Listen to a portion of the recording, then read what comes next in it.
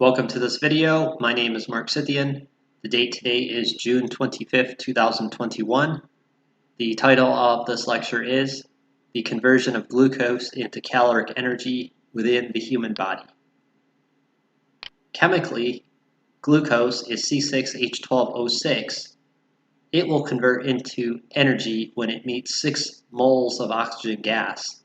These two will cancel each other out and yield waste products, which include 6 moles of carbon dioxide gas and 6 moles of water.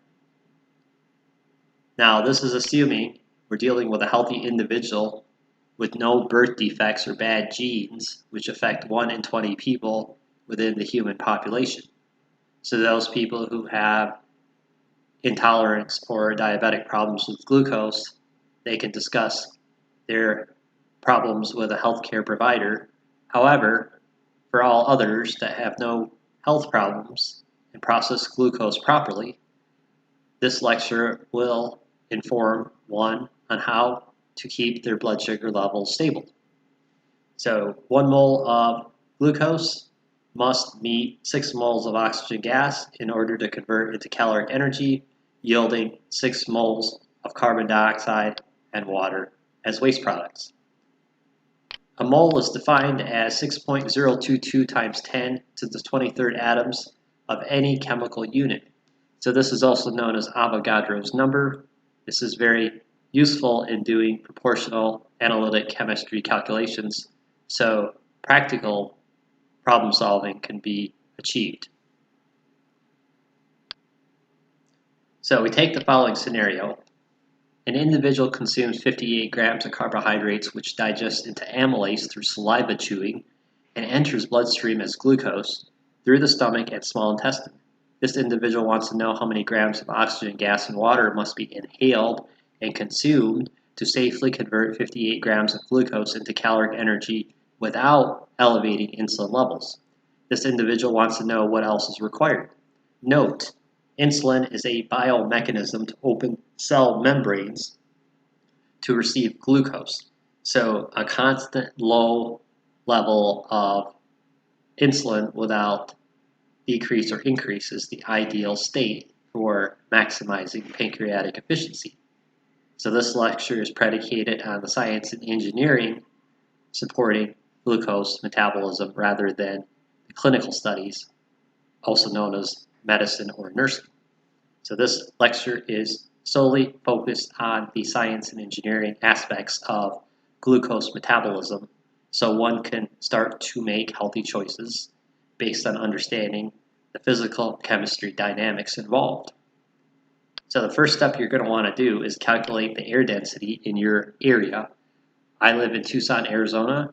We are 2,389 feet above mean sea level, and I will elect an average of 80 degrees Fahrenheit air temperature. So with those two pieces of data, we can use this formula here. We take the ratio of the feet elevation above mean sea level, divide it into 145,442, then subtract it from 1 to the 5.255876 power. That yields a coefficient, then multiply times 14.7. So currently 13.47 pounds per square inch atmospheric pressure, which is then multiplied times the molar mass of air, 29 grams, and then divided into the product of the ideal gas law constant for air, 10.73, times the Rankine absolute temperature. In this case, it's 80 degrees Fahrenheit plus 460. So this yields 0.06742 pounds per cubic foot of air. That's the air density I am within right now. You can make the calculation for where you're in to calculate air density based on the temperature and elevation above sea level using this formula right here. Next, we move on to the air composition. Is 21% oxygen gas, O2, 78% nitrogen gas, N2, and 1% inert gases. So the molar mass of air is 29 grams per mole. So if we take 0.21, 21% oxygen of 29, we yield 6.09 grams of 29 grams is oxygen gas, 22.62 grams is nitrogen gas, and then 0.29 grams is inert gases, respectively, to total 29 grams per mole of air. So if we get the periodic table elements out, we can calculate the molar masses of each element in the glucose and in the entire reaction equation. So oxygen gas O2, there is 16 grams per 1 oxygen atom as its own mole. Since we're dealing with diatomic molecular oxygen gas O2, we take 2 times 16. So it's 32 grams per mole for oxygen gas, 14 AMU for nitrogen, so 14 times 2, 28 grams per mole for nitrogen gas. The C6, 72. Carbon is 12 AMU, so times 6, 72. Hydrogen is 1 AMU times 12, 12 grams. And oxygen is 16 AMU times 6. So there's 180 grams per mole. For 1 mole of glucose is 180 grams. 6 moles of oxygen is 192 grams. We see the ratio of molar mass of glucose to molar mass of 6 moles of oxygen. So the average human inhaled breath is 2 liters of air. A deep breath is about 6 liters, but we'll elect to use 2 liters in this analysis. So we calculate what 1 liter of air is in terms of cubic feet, 0.03531 cubic feet. That's also equal to 1,000 cc's of volume, or 61.02 cubic inches. So 2 liters of air inhaled breath is equal to 0.07062 cubic feet. So if we multiply that times the air density in your area, we can calculate 0.00476 pounds mass air per average inhaled breath. So 454 grams per pound multiplied times the pounds mass air during each inhaled breath, 2.16 grams of air per average inhaled breath, multiplied times 20.21, 21% oxygen. So there's 0.4536 grams of oxygen per average inhaled breath of air. So 1 mole of glucose, 180 grams of glucose, requires 6 moles of oxygen gas, 192 grams of oxygen gas to convert into caloric energy. So if we take 192 grams oxygen gas and divide that into 0.4536 grams oxygen gas per inhaled breath, we yield 423 average inhaled breaths of air into bloodstream through lungs to convert 1 mole of glucose into caloric energy. There is 4 calories per gram for glucose or carbohydrates is the energy density. So 1 mole of glucose, 180 grams times 4 calories per gram is 720 calories per 1 mole of glucose. So it goes back to Avogadro's number for proportional analysis, but we have to take it out of 1 mole of glucose, or 720 calories. So therefore, 58 grams carbohydrates in the form of blood glucose is equal to 57,720 moles of glucose, or 0.0806 moles of glucose is equal to 58 grams of carbohydrates or glucose in the bloodstream. So 58 grams glucose times 4 calories per gram, that's 232 calories that were consumed in the form of 58 grams of glucose into the bloodstream. So water H2O molar mass is, again, 1 AMU for hydrogen times 2, so 2 times 1, plus 16 AMU for oxygen, so plus 16, so there's 18 grams per mole for 1 water molecule, or 1 mole. So 6 moles of water per 1 mole of glucose metabolism into energy. That equals 6 times 18, 108 grams of water or wastewater will occur during 1 mole of glucose metabolism in the bloodstream or in the body. So 0.0806 times 108 grams water is equal to 8.7 grams of water, or 0.29 fluid ounces of wastewater. So it's not a whole lot, but there is also a water jacket that carries the oxygen through the body, very important. So to facilitate organ function, lymphatic system flush, remember the blood feeds you and then the wastes are removed by the lymphatic system. 25% of the interstitial fluid in a liquid in your body is blood. It has its own pump.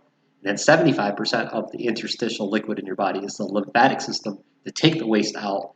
And it's basically a water jacket. So it's very important to flush that lymphatic system out with plenty of water consumption. So to facilitate organ function, lymphatic system flush, healthy genetic meiosis. Now, meiosis is cell replication. The DNA molecules in your body, they're constantly creating new cells to replace old cells to maintain health, and that's what protein does. So that's called meiosis, healthy genetic meiosis. To facilitate organ function, lymphatic system flush, healthy genetic meiosis, and excretion of liquid and solid waste, 1 pound body weight should equal 1 fluid ounce of water consumption over an 18-hour period. So a 160-pound person should consume 160 ounces of purified water per 18-hour time period, and that's electrolytic water to facilitate the proper contraction and relaxation of muscles in the body. So that's what sodium chloride does, table salt, when combined with water. It will contract muscles in the body, and potassium chloride will relax the muscles in the body. So yes, sodium chloride increases blood pressure, and then potassium chloride decreases blood pressure. So it's about a 1 to 3 ratio between the two. For every 1 sodium chloride molecule, there should be 0.3 potassium chloride molecules to stabilize the electrolytes, and then it should be 3 sodium chloride, 1 potassium chloride. You get potassium chloride through bananas. You can get sodium chloride anywhere. So anyway, that's combined with 160 ounces of water for a 160-pound person. There's 128 fluid ounces to 1 U.S. gallon, so that's about 1.25 gallons over an 18-hour period. And then you facilitate the delivery and transference of oxygen and remove metabolic waste efficiently. So, law of conservation of matter. Matter cannot be created or destroyed, but only change in form. So we see here the molar mass of 1 mole of glucose is 180 grams. Molar mass of 6 moles of oxygen, 192. And this converts into 6 moles of CO2 and 6 moles of water when metabolized. So if we do the numeric balance here, 180 plus 192, 372, 264 plus 108, 372. So we haven't created or destroyed anything. We've just changed the input and output chemical composition, which is trying to extract the caloric energy. So the oxygen and the glucose should cancel out into this arrow, caloric energy, and then the waste products that come out of that is CO2 and water. Much like gasoline combustion, CO2 and water. Carbohydrates is what we're powered on, and then engines, heat engines, they're powered on hydrocarbons. So there's just a little difference with the extra oxygen in the glucose. So you get an idea that this is blood sugar. For it to turn into energy and then reduce in the blood, you need oxygen to do it. And then you also need the water jacket to compensate for the water waste that occurs in the process. And then your lungs are what breathe out the CO2. So carbon dioxide gas, of course, that's C, 12 AMU plus oxygen is 16 AMU times 2, so that's 12 plus 2 times 16. So there's 44 grams per mole for carbon dioxide. And then we have 6 moles, so 264 grams, 6 moles of carbon dioxide is where we got this value from. And then we already did the water. So they're in equal balance here. Now, where blood sugar will rise is when you don't have the oxygen and water to match the glucose. So that's the emphasis of this lecture, is that if you balance that out along with physical activity, you can then turn your higher blood sugar levels into energy, thus reducing them. So here we have 180 grams of glucose plus 192 grams of oxygen gas to yield 264 grams of carbon dioxide and 108 grams of water. So that's the stoichiometric equation, and we're taking pieces of this out to solve practical problems. So the stoichiometry balance air to glucose ratio is 4.76 to 1, much like air to fuel ratio in heat engines. So there's a stoichiometric balance of glucose to oxygen to yield energy, and then the water jacket then distributes the oxygen and removes the waste, accompanied with proper inhale and exhale breathing to bring the oxygen in and push the CO2 out. So we start here with 58 grams of carbohydrates divided into 180 grams per mole to glucose times 192 grams for oxygen divided into 0.4536 grams. We can then calculate the value of 136 inhale breaths to only facilitate the conversion of 58 grams of glucose into caloric energy.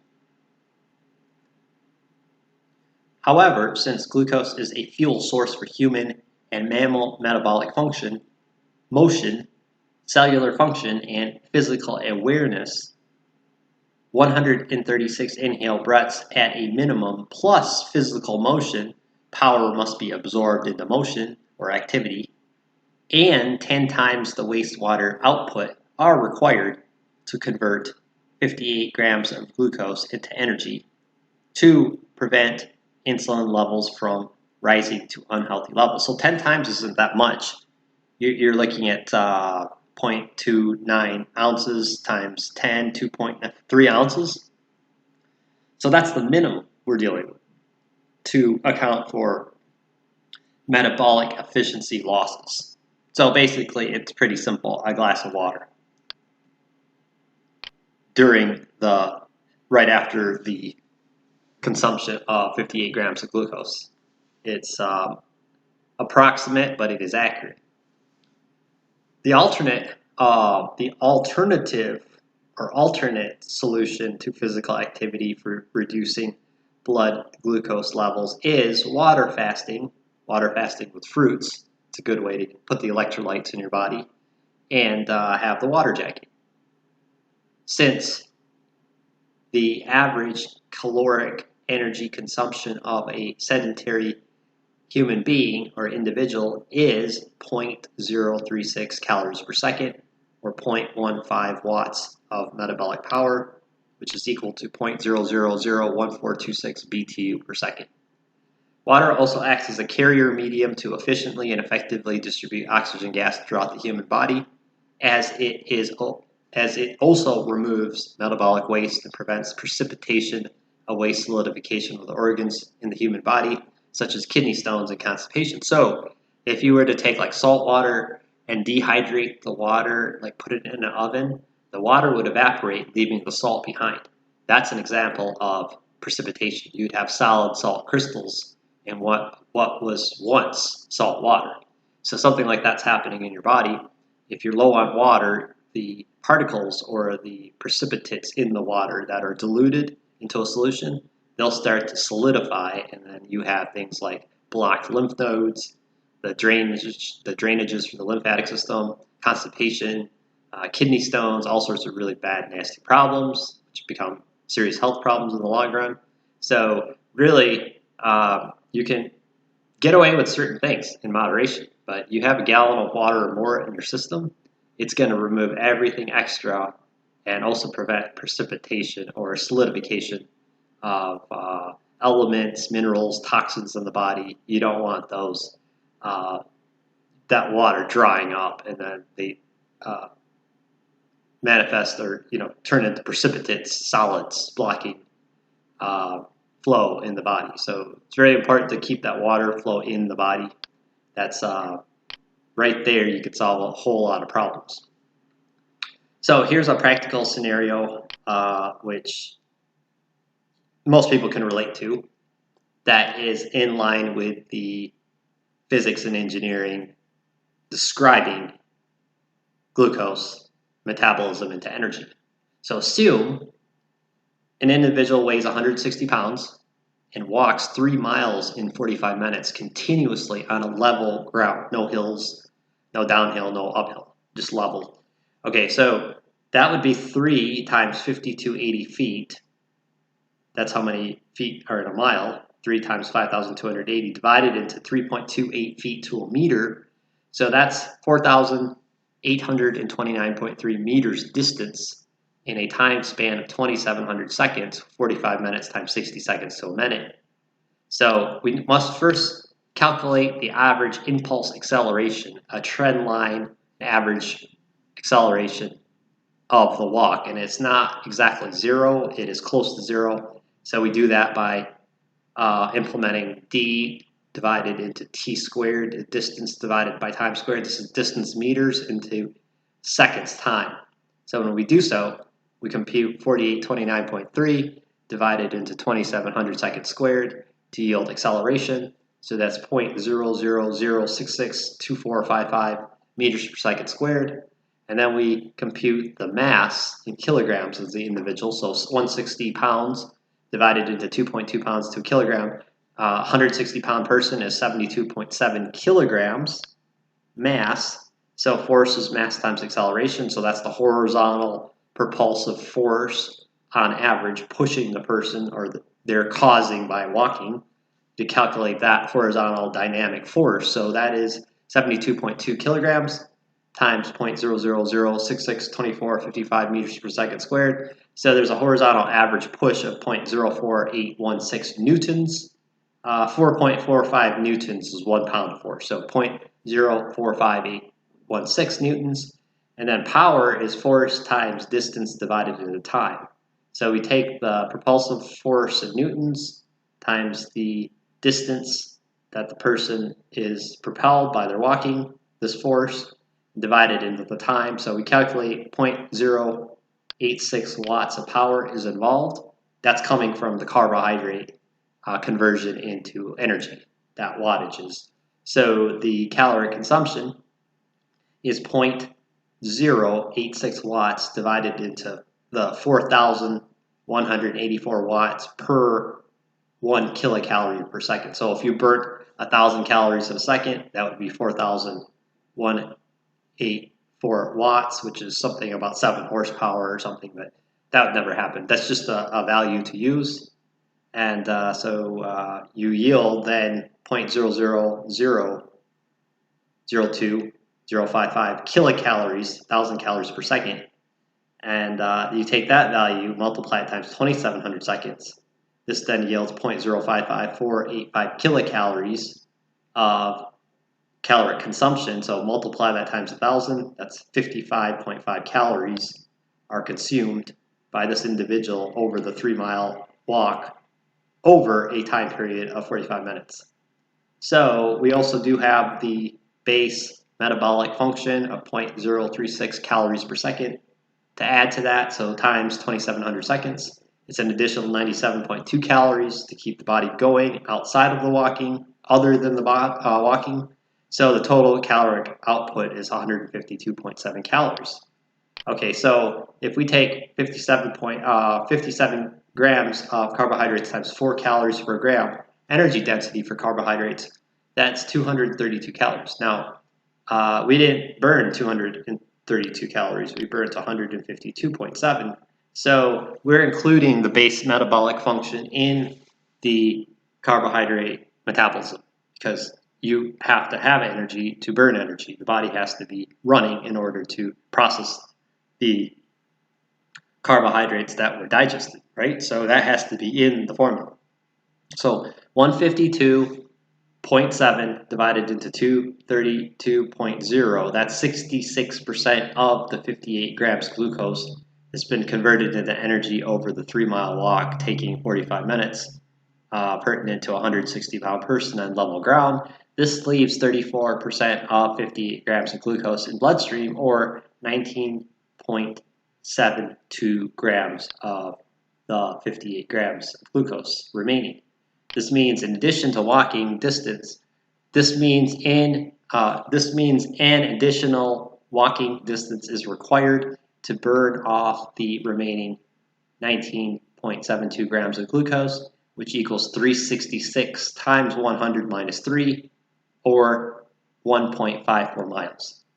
An additional 1.54 miles, or a total of 4.54 miles of walking, are required to consume 58 grams of glucose plus 10 times 8.7 grams of water, or 87 grams of water, so that's about 3 fluid ounces, with a minimum of 136 per 0.66 inhaled breaths, or 206 inhaled breaths. So that's just the base value. Your body can adjust on its own, but that's what it would physically and mechanically require to get into the bloodstream. So this is a little bit more pertinent to the engineering and physics behind creating medical equipment. If you have to do any thermodynamics analysis on creating medical devices, this is a baseline value, and then everything else can be assisted by the device with the natural or autonomic functions of the human body. So it has to be some number or numeric value. Reference point is 206 inhale breaths based on the air density to burn 58 grams of glucose over a time period of 68.1 minutes of continuous walking, pertinent to a 160-pound individual to prevent an unhealthy and chronic disease-causing insulin surge. Now, let me go back to the beginning for a second here.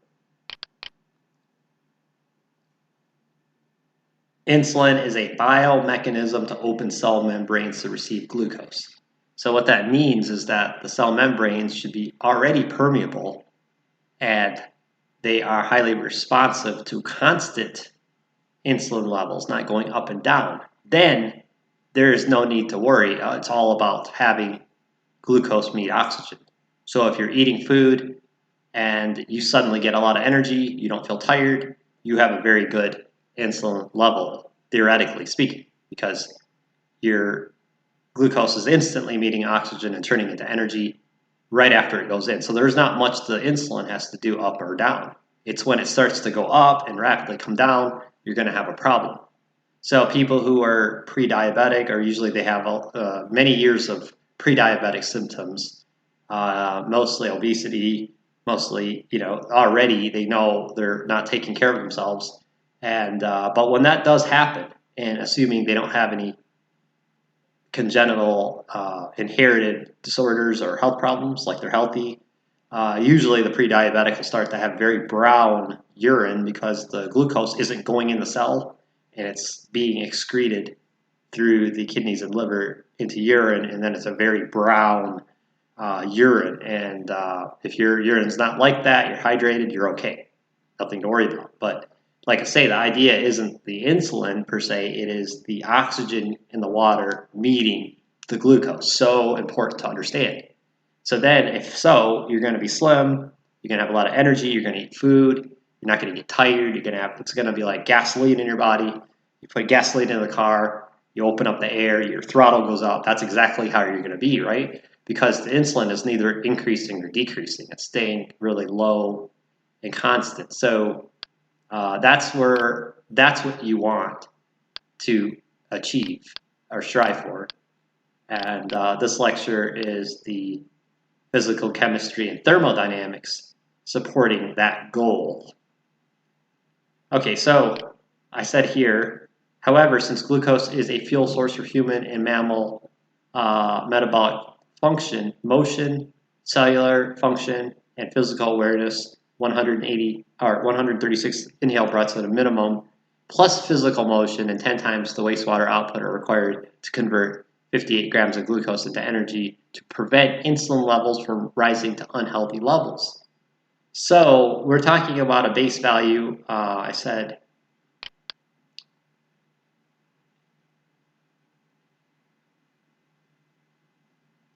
and we went over this part.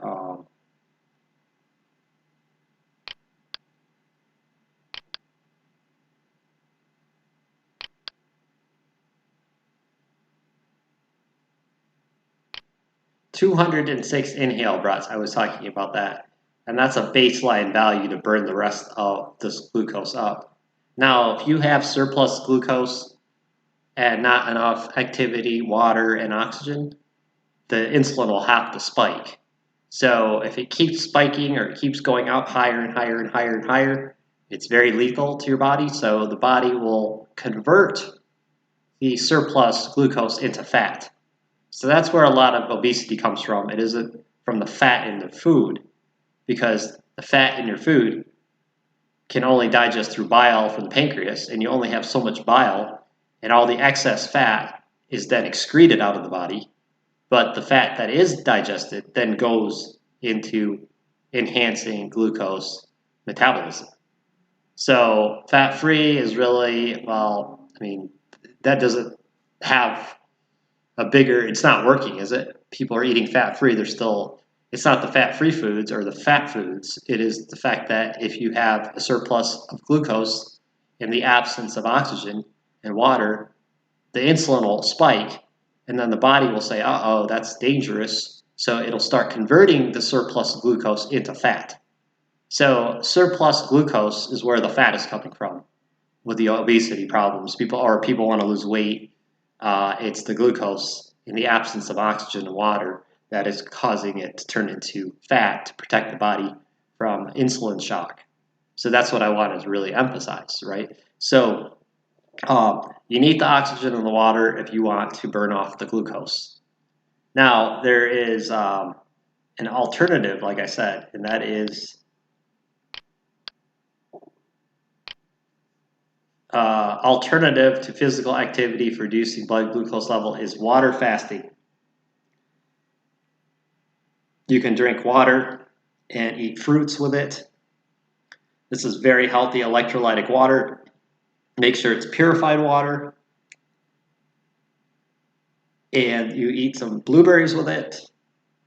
And let's say you had all this food, ate 100 grams of carbohydrates.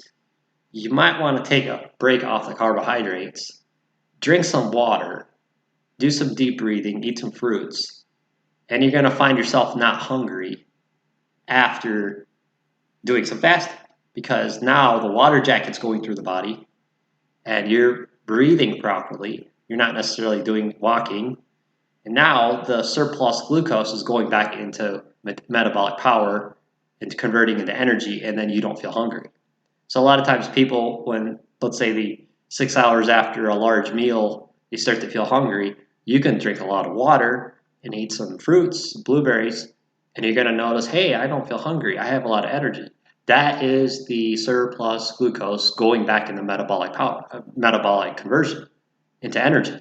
And when you get that, the hypothalamus gland then shuts off the sensation of being hungry. So that is a trick to burning off all the excess glucose, and that is intermittent fasting. But you got to make sure you have the water in your body, and you have a little bit of fruits for electrolytes with it, a water fast or a water fruit fast, and then you're going to feel yourself getting all this energy, and all that excess glucose that would have become fat is now going back into energy. So your body's like a furnace. If you don't eat, eventually all the food you ate will start to burn off, and then your organs will start to digest. You see in starvation and all that, right? So already you have a source of caloric consumption, the 0.036 calories per second. But simply skipping a meal without the water and the fruits, that's not really good either. So you could actually supplement a fast with water and then fruits.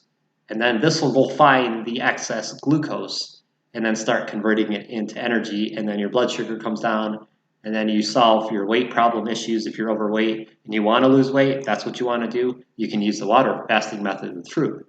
So the physics and engineering supports that, and that's assuming you don't have any health problems. Now, if you have diabetic problems or you're seeing a physician for it, follow that plan, disregard anything here. But if you're okay, you're physically fit, or you're healthy, I want to say, and you just say, I want to lose weight, I'm fine, I'm healthy. Well, you can do these methods of water hydration, fruit, intermittent fasting, and now you have an understanding that glucose will only burn into energy when it meets oxygen and it has sufficient water. So that's the big focus of this lecture. That's what this whole lecture is about. And this is putting some practical examples here in the physics and engineering behind it in the disciplines of physical chemistry and thermodynamics. So we've proven that one. Let's see here. Okay, there's additional. So you wanted to burn off the rest of that glucose or the carbohydrates, 58 grams. You can do the math here and say, let's just walk 5 miles instead of 3. Do a 15-minute mile, that's like a stroll. You can do walking for 15 minutes, it's a mile. So why not do it for 68 minutes? And you can burn off the 58 grams and stay in check. And then you need to hydrate right afterwards. So the goal of the second what else is important that this lecture proves is that we do not need very much glucose or carbohydrates to sustain optimal health in a technologically advanced society where manual labor is not the norm. And I'm talking about in comparison to like 100 years ago when people got up at 5 in the morning and they did farming all day till 8 p.m. That's different. You can put 100 grams of glucose in your body and then they're, walking 30 miles a day and they're hydrating. They're naturally going to get thirsty. And they have all these conveniences. So yeah, they were very physically strong. There's other issues like sanitation, sewage, political problems, crime. You had the regulations were really lax. I mean, that's where a lot of people had short lifespans. But we have a very controlled society now, and we have sewage and sanitation, access to clean water and nutrients, and you don't have to work any job you don't want to do. You can go into remote jobs now. You can go into you can get an education. You have all these choices today, and people are worried about their blood sugar levels, provided they're healthy now. Okay, they don't have any, congenital diseases or anything that they're working. They weren't born with diabetes or anything. They're generally healthy people, and then they're wondering, oh, how do I get my blood sugar down? Well, your blood sugar is fuel, and it runs on oxygen and water. I mean, it converts into energy through oxygen and water. So you can just increase your water intake, do some deep breathing, walk more, and you're going to see your blood sugar come down. Because blood sugar turns into energy when it meets oxygen. Very important to know. 6 moles of oxygen for 1 mole of glucose. So again, I said we do not need very much glucose or carbohydrates to sustain optimal health in a technologically advanced society where manual labor is not the norm. Chronically high insulin levels set the stage for cancer, diabetes, heart disease, and stroke. So the last part of this lecture is the interpretation of blood sugar metrics. You get one of those blood sugar tests. Okay, first thing you need to know is that 1,000 cc's of volume equals 1 liter. So 1/10 of a liter is a deciliter, or 100 cc's. 1,000 milligrams of mass is 1 gram. 1 mole of glucose is 180 grams. And the average amount, the average blood supply in the body is 50 deciliters, or 5,000 cc's. So let's say you have optimal blood sugar, 90 milligrams per 1 deciliter of blood is the glucose count at the time. It could go up and down, but let's just say that's your average. And so that's optimal. And so what this means is that you have 90 milligrams or 0.09 grams of glucose per out of 1 mole of glucose, 180 grams. So that's 0.0005, what would that be? 0.005% or 0.00005 in decimal form. So you take that value, divide it into 100 cc's of blood, and then you also have to quantify the amount of cc's of blood in the body. Average is 5,000, 50 deciliters. So then you take this value again, and you divide it into, divide it into 100 cc's so you can get the moles per cc. It's very, very tiny. We can represent it with 5e to the -7 in this case, times the 5,000 cc's of blood. Then you get the moles of glucose total throughout your blood. That's load, ready to fire. What you have, and so 0.0025 times 180 grams per mole of glucose. That's 0.45 grams glucose load, and then times 4 calories per gram. It's 1.8 calories load, and then we have 0.036 calories per second base metabolic caloric output minus 1.8.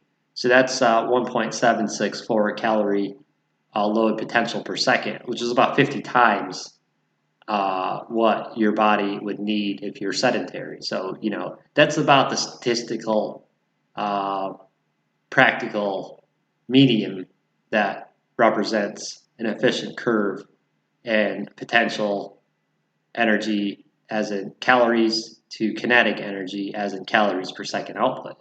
So it's about 50 to 1. So that's what all this means, but you can actually look at, you may not even have to look at this. You just say, hey, I weigh 160, I need 160 ounces of water over 18 hours. This is purified water. I was inside all day. I ate a big meal. Then you need water and fruit after that for most of the day. And if you do that, you're not going to feel hungry because all that excess glucose is now burning and staving off the hunger feeling. A lot of times when you don't have enough water, you feel hungry, and then it makes it worse if you eat more. So over time, this becomes a problem. So I just wanted to say that, you could consume a large meal and then hydrate. And, astringents like coffee are very good, especially if you're not coffee sensitive, because they increase the amount of oxygen going into the bloodstream. And they also do remove lots of water. They're diuretic, but you can make up by drinking more water. So you actually can remove excess blood sugar and increase the amount of oxygen by drinking coffee. And it's already out, Harvard study. Heavy coffee drinkers enjoy as much as 70% reduction in diabetes and heart disease and all these things. But there's a disclaimer, some people are coffee sensitive, and to them it's very, very bad for them. So if you're coffee sensitive, that doesn't work for you. But those who are not, they grew up on coffee, it's one of many ways to increase oxygen and remove excess blood sugar from the body. You can do it. Tea works. Some other people, they drink water and they exercise and they go to the gym. That works. So I'm saying there's many ways to do it, but just know if you fill your gas tank up and it's already at full and you only, let's say it's a 20-gallon tank and you only burnt 5 gallons, why would you put like 20 gallons more in there? I mean, this is what people are doing. So in order to get that load of glucose converted to energy so the blood sugar drops to safe levels, you need to have some motion, you need to have a water jacket, you need to breathe, and then this excess glucose will convert into energy instead of turning into fat. And then if it keeps spiking, the glucose level, then the insulin levels keep spiking. And there's only so many times that can happen before you start getting health problems. So I'm just saying this video lecture is to set the identification of the dynamics involved in glucose metabolic function. And there's a lot in this lecture, but if you pause it and go through the lecture, you can see the equations and the calculations and put some time into it. You can figure all this out. But right there, C6H12O6, 1 mole of glucose must meet 6 moles of oxygen in order to become, in this case, 720 calories of energy. We take partial molar fractions out using Avogadro's. We use the molar system as Avogadro's number, so we can extract 58 grams out of the 720 and do practical applications. And then, of course, that yields carbon dioxide and water, also 6 moles of carbon dioxide and water for 1 mole of glucose requires 6 moles of oxygen to yield 6 moles of carbon dioxide and water after conversion into caloric energy is what I'm saying. So this is important. Keep an eye on this and increase your breathing, increase your water intake, move around more, and then you can optimize your health overall. That's pretty much the biggie. Is the glucose is a double-edged sword. You need it, but you have to also not let it flow through your bloodstream without oxygen, and then it becomes lactic acid, and then it spikes insulin, damages the body. So glucose is a double-edged sword. If you have enough oxygen and water with it, it's your friend. If you don't, it can be very bad for your health, and you can drop your glucose too. It's called fasting. That's water fasting. And there's also getting the CO2 out. There's deep breathing. There's motion. There is water hydration. There's deep breathing. There's water fasting. There's all these options to keep this under control. And now you see the actual chemical reaction taking place in an analytic sense based on a science and engineering lecture, not a medical one. So nurses and doctors are clinicians, whereas we engineers and physicists, mathematicians, and chemists, we're known as scientists, and we're interested in getting to the bottom of the problem, quantifying it through physics and chemistry with the language of mathematics, and then people, if they choose to, can follow some practical techniques and then manage and even perhaps solve their problem completely. So thank you for watching this video and have a great day.